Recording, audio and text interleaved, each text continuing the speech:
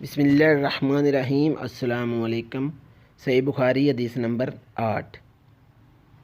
ہم سے عبداللہ بن موسیٰ نے یہ حدیث بیان کی، انہوں نے کہا کہ ہمیں اس کی بابت حنظلہ بن ابی سفیان نے خبر دی، انہوں نے اکرمہ بن خالد سے روایت کی، انہوں نے عبداللہ بن عمر رضی اللہ تعالیٰ عنہ سے روایت کی کہ رسول اللہ صلی اللہ علیہ وسلم نے فرمایا، اسلام کی بنیاد 5 چیزوں پر قائم کی گئی ہے۔ اول، گواہی دینا کہ اللہ کے سوا کوئی معبود نہیں اور بے شک محمد الرسول اللہ صلی اللہ علیہ وسلم اللہ کے سچے رسول ہیں، اور نماز قائم کرنا اور زکوٰۃ ادا کرنا اور حج کرنا اور رمضان کے روزے رکھنا۔ صحیح بخاری حدیث نمبر 9۔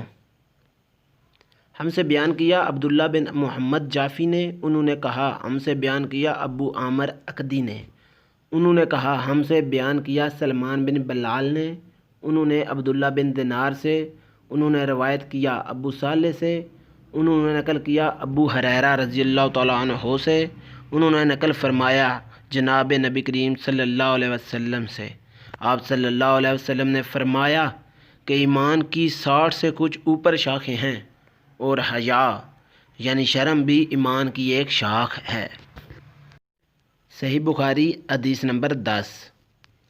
ہم سے آدم بن ابی ایاس نے یہ حدیث بیان کی، ان کو شعبہ نے، وہ عبداللہ بن ابی الصفر اور اسماعیل سے روایت کرتے ہیں، وہ دونوں شعبی سے نقل کرتے ہیں، انہوں نے عبداللہ بن عمرو بن عاص رضی اللہ تعالیٰ عنہ سے، وہ نبی کریم صلی اللہ علیہ وسلم سے روایت کرتے ہیں کہ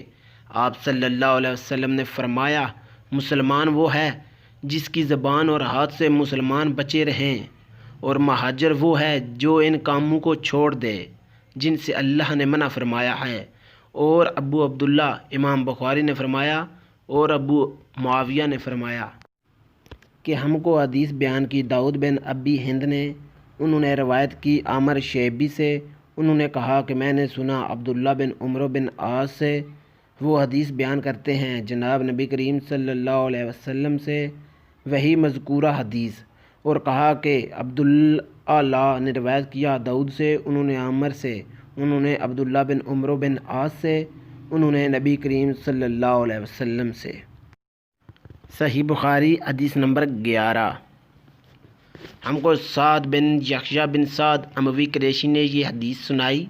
انہوں نے اس حدیث کو اپنے والد سے نقل کیا، انہوں نے ابو بردہ بن عبداللہ بن ابی بردہ سے، انہوں نے ابی بردہ سے، انہوں نے ابو موسیٰ رضی اللہ تعالیٰ عنہ سے، وہ کہتے ہیں کہ لوگوں نے پوچھا یا رسول اللہ کون سا سلام افضل ہے؟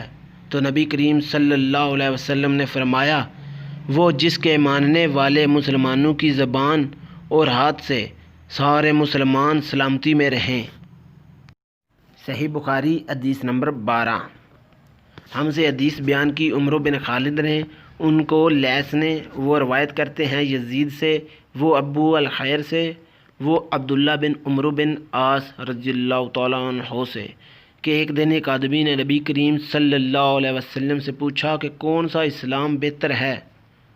تو فرمایا کہ تم کھانا کھلاؤ اور جس کو پہچانو اس کو بھی اور جس کو نہ پہچانو اس کو بھی، الغرض سب کو سلام کرو۔